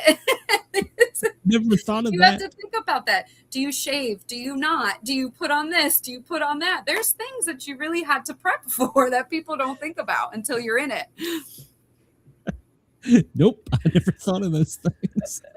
And Kayla Cummings, she's also one of my mentors, and I actually grew up in the same location with her in Vermont and went to high school with her husband, so it was kind of that cool connection. But things I was like, Kayla, what do I do? Do I do this now? Like, I'm like asking her all these personal questions. She's like, it's okay, just breathe. You got this. Well, yeah, just roll with it. Yeah, well, it's either that or you just cry.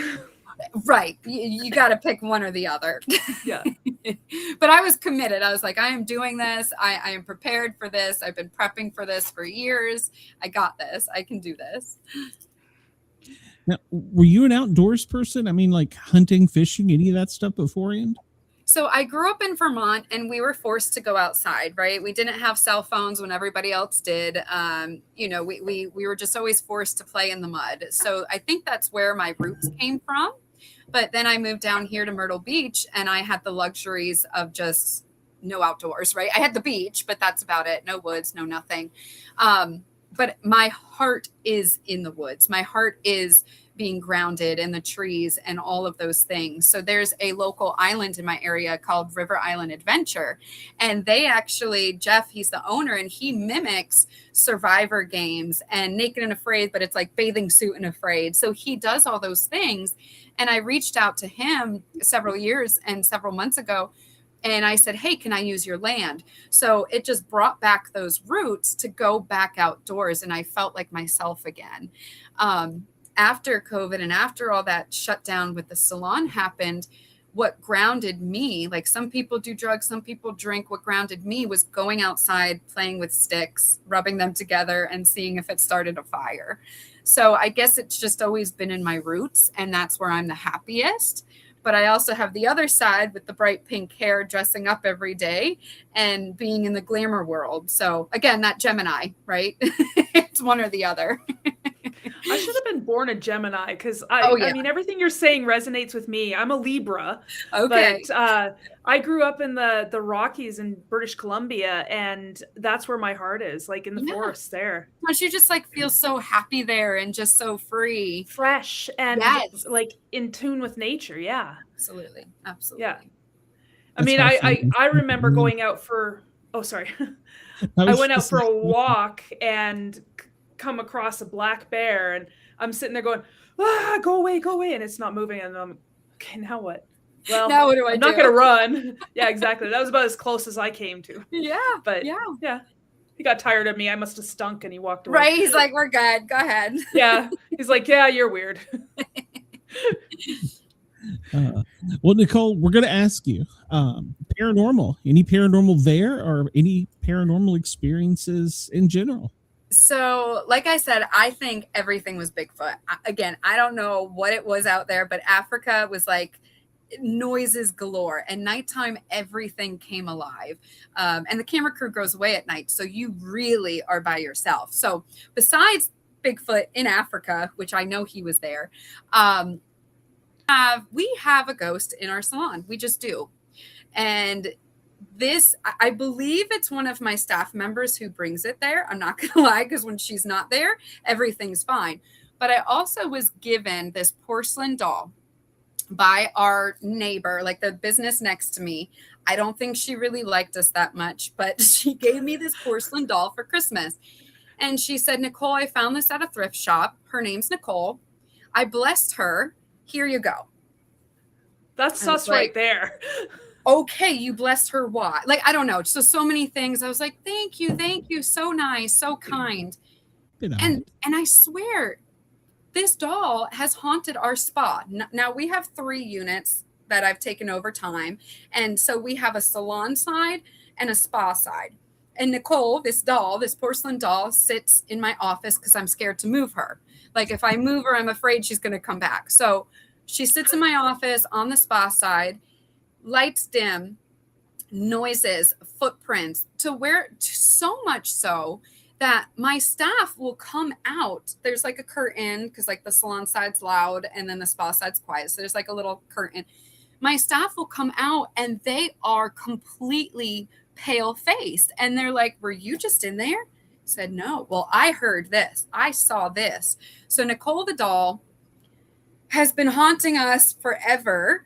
And whenever this specific staff member comes, it's like this doll activates. I don't know how to explain it. But I think you need to be asking my sister this. She is very in tune with all of this. When she came to visit us, she walked down our spa side and she's like, yeah, right there. And she turns her head and she describes what kind of ghost this is. What? I kid you not. And it was wild. So she did her little rocks and her things and her sage and all of this. And it went away for a little while. This Nicole doll, this spirit, whatever it is, I don't think it's angry. I don't think it's mean. I just think it wants to come and play and kind of like mess with us. Clocks off the wall. And I am jealous of my sister. She sees things. She does things. So I'm always trying to like go on the spa side. Like, are you there? Can I see you? Like, where are you? And she walks in 2 seconds and it's right there. But I will see it one day and I'll come back and let you know who it is and why my staff member is so connected with this thing, because I just don't know. But yeah, definitely wild things. You'll have to come visit. Yeah. I'd be freaked out by that doll. I'd be like, yeah, but I can't move it. I'm like, because it's literally going to leave. And like, if I put it away, you know darn well it's going to come back and just like sit there. Like, Nicole, we're back. Like Chucky. I can't take it. I can't. And it looks like me. That's the creepy part. Minus the pink hair. I'm like, why did this woman give this to me? You said she didn't like you very well? I really don't think so. And we are convinced she brought it there on purpose. We are. Voodoo. Yep. It's voodoo. Yes, it is. So we're convinced. Yeah. All right. Well, I don't argue because I've heard and seen crazy things in some of the stories we get from our guests. Yeah. No I mean, paranormal little while you were in footprints, like Africa? you'll hear like people walking down the hallway, and you'll be in the room, and you're just like, we do Japanese head spas there. So we were the first on the East Coast to start Japanese head spa. And if you don't know what that is, it's an upper body release. It's a massage. You have a halo of water, and you're really like a facial for your scalp. It's very relaxing, but it releases a lot of energy in general. So, you're dealing with chakras and different pressure points and all these things. So we're releasing a lot from our guests. And at least once a month, we do have to sage our salon, because you can sometimes walk into, again, not the salon side, but the spa side, and you just feel that heaviness, that weight. It's wild. It's wild. So we have like all these gems, like just stop, do not come here, leave us alone. Take it with you. Take it with you. Oh, the head massage sounds glorious. It's fantastic. If you have not had one, you have to. You'll have to come to the salon and get one, but it is fabulous. And just take all your juju with you, please. I don't think Jen has much juju. I don't know. My mother gave me the mother's curse to have 2 children just like me. Oh, yes. I got that too. How mean of them are they? Why would they do that to us? Because we were mean to them. It's so bad. I got that too. Yes. Yeah. My son tricked me to have another one, and my daughter is just like me. It's so scary. I was hoping for a daughter. I have 2 sons. I grew up with 4 brothers. I'm surrounded by boys, but at least I knew what I was getting into, and I wouldn't trade my sons for the world. No. Something about those little boys. Yeah. Lots of testosterone there. So good. Yeah. I got a grandson. So my daughter, I keep telling her, let him just get the helmet off, get the bubble. Just go let him boy. I am a bubble mom. My husband's like, push him down. Like no, but my son's like, so tomorrow I have another interview, and he helped me pick out my outfit. Not my daughter, but my son. So you wouldn't like that, because I'm a bubble mom too. So I get it. Yeah. Sorry. Oh yeah. I'm a bubble mom as well. And they're little tyrants. Sorry. How do you go ahead? I was gonna. We talked about you, but how were they while you were gone? I hadn't, bringing that up. I actually never thought of that. Yeah, it was. We are a close family. And when you take a component away, things can fall apart a little bit. But it was, I had to shut the family part off. I know that sounds so mean, but I had to. When I was out there, I had to stop thinking about what my family was doing. Are they okay? Because I don't think I could have even made it an hour, right? So I shut that off. But for them, life still happens. I was gone through Easter. They cannot talk to me. So they don't know if I'm okay. They don't know if I've eaten. They don't know any of that. So it is very, very difficult for the family side of it. And I would, again, love to share that side to fans, because you don't hear about that.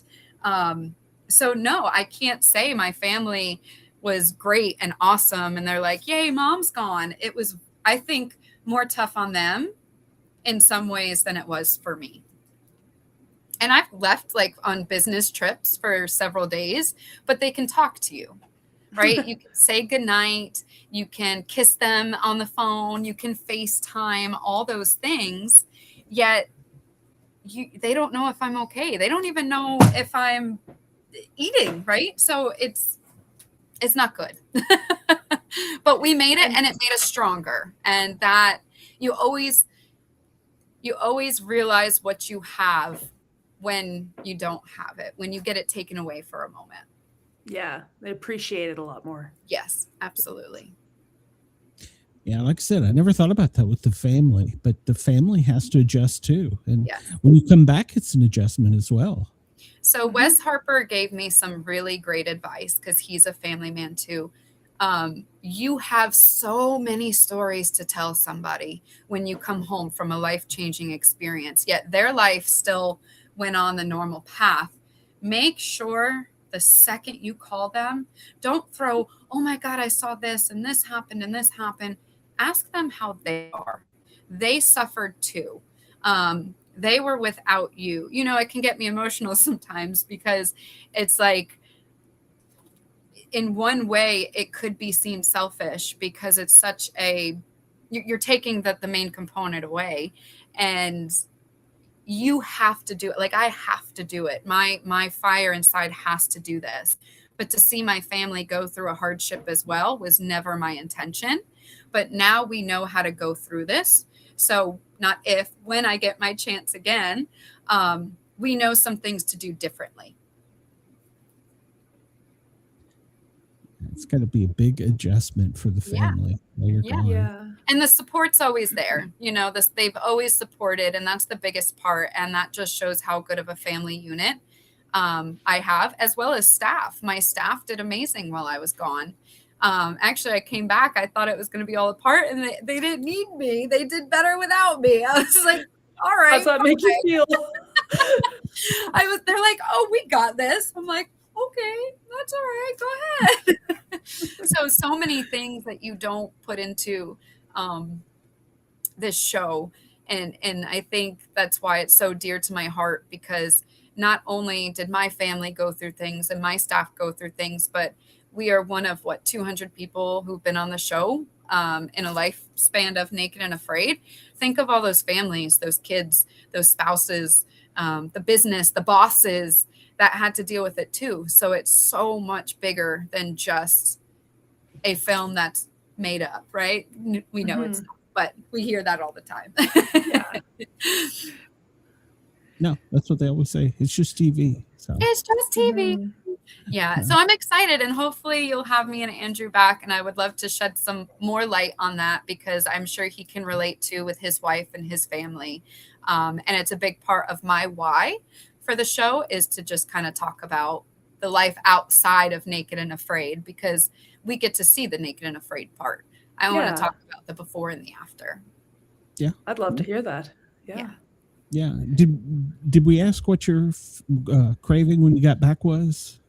Oh, I craved everything, but it was like your belly was so small, you just had to like take little bites. But I'm a snacker. So like ice cream, Oreos, the really, really bad stuff I was craving. Malaria didn't help me, but after that, I was able to just go back to my normal snacking.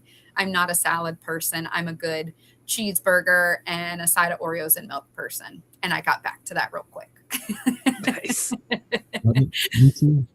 All right. Chocolate and coffee would be my luxuries to come back. And Naked and Afraid's the best diet plan ever. So go on that. You'll be good to go. I don't know. I lost a lot of weight when I had pneumonia that one year. See, flu, pneummonia, all the things, all the same. Branded in Africa. Yeah, it's very good. It's fine. It's a bad joke. All right. Well, we're going to tune in Sunday night and watch you. We won't be keyboard warriors, but we will make sure to reach out to you. And we told Andrew we'd like to have you back as well. If you all want to come back, both of you at the same time on the same show and do a Q&A. Because I know Jen's going to be like me. I'm going to be like, wait a minute. I didn't ask her this. She didn't tell me she meant hippo nude. You know. Well, once it comes out, there's a whole new list of questions we can ask you. Absolutely. And me and Andrew together are quite a riot. So wait till you see on Sunday. I think you'll have a blast with us back. We're again, polar opposites, but we bring out the best in each other. So it's really fun to see dynamic duo, total opposites. So nice. I'm looking forward to it. And like I told him, thank you not only for coming on our show, but thank you for doing this for our entertainment, because a lot of people will just take it for granted. Oh, that's TV. There's somebody, I don't know them. Yeah. But you did it for us. That means a lot. Yes. Yeah, absolutely. And hopefully somebody out there can watch our episode and really just, if you can take, when I teach classes, I say, if you can take one thing from my class today, I hope you take it and true dear to you, because we really pour a lot of love into what we do. And whenever I do something, I do it with intention. I do it with love. And I just really hope it can help somebody in a situation they're in, and take that with them. great. Yes, Yeah. we'll have you back, and then we'll talk about the bloopers too. So Awesome. Yes. Lots of them. Yeah, we want to hear the stories that didn't make it on the TV. Perfect. I'm sure there's a lot of them. yeah. All right, Nicole, thank you very much for coming on. I do appreciate it. And I'm going to put in, for anybody listening, they'll be in the show notes, ways to get in touch with you guys and gals if they want to. So hopefully no stalkers, but Yeah. there's always that'll be a whole things. different show on what we've heard before. Yeah. But thank you very much. It was a pleasure, and I really, really appreciate the opportunity. No, thank you. Oh, it's a So, pleasure for you to hear your stories. Like, yeah, it really is. So we will see you soon. Thanks a lot, Nicole. Of course. Bye, guys. Wow. Where does it seems I'm looking over here at the timer. I told you I set a timer when it comes in. yes. So do the commercial things. Where does it go? Wow. Such a great episode. And everybody make sure to first off, come over to the Sportcat Show, the channel, and hit that subscribe button because we have a lot of great guests, authors. Jen's an author, JM, she's an author as well. Yes. And for our listeners in Australia, make sure to check them out. I'm not sure the time or place in Australia, but find it and watch. And if you have any questions, jot them down and come back over here, and we're going to get them back on. So it was an exciting episode, and like I said, I had so many questions, but didn't get to rolling, and it's like, but what about You're this? just hearing the story. You're just like listening, and then you're like, oh crap! I was going to ask 2 questions. Right? And like I said, when we have him back, we'll be like, you didn't tell us about a hippo, Or the monkey poop. Yeah, the monkey. I have a feeling we're going to see some monkey poop. That was mentioned a few times. So, Find out if it's real or not. yeah, or if they throw it at you. Good Lord. Oh, the thought. All right. Well, everybody, next week we have another great episode. We have 2 authors. One of them was a police officer called Scars of the Badge. He writes about his life story. And the other one kind of writes a little bit of, historical, paranormal, maybe sci-fi fiction, mystery. She's got a little bit of everything in there. She's got a good lineup of books. I think she said she had like 6 or 7. So we'll have her on as well. So come check that out. Jen, tell them about your books. Make sure you get a plug in there. Yeah, no, I've got a dark fantasy YA series. It's you can check it out at my website at www.jmshawauthor.com. Just relaunched my first book with new chapters, new material, new cover. Excited. All right. Well, everybody, thank you for tuning in. Please do us a favor and hit that thumbs up button on your way out the door. And if you got anything from this show, just leave us a comment. Let us know what you think. So we like feedback. So in the show notes, there'll be information on how to get in touch with all of us. If you have some burning question, monkey poo water. Those are words I never thought I would say on the radio. Or monkey poo water tastes good. Yeah. Well, I didn't think about that. How long does it take to boil monkey poo or monkey poo water? Sorry. Maybe distill it quite well before you drink it. God, yeah. I'm gonna have a Mountain Dew just thinking about this. Yes, you're welcome. We're glad you're here, and we have another guest coming up in a few weeks. She was from episode 1, Tori. So she's going to be tuning in, or no, she's going to be here with us. So we'll have that coming up soon. So everybody have a great night. Thanks for allowing us to tickle your ears. Thank you to WBJY. No, why did I say that? WZQR, WRFN. Jesus, we haven't been on DJY in years. And Dare Talk Radio in Australia. Everybody have a great night. God, I got to learn what buttons to push.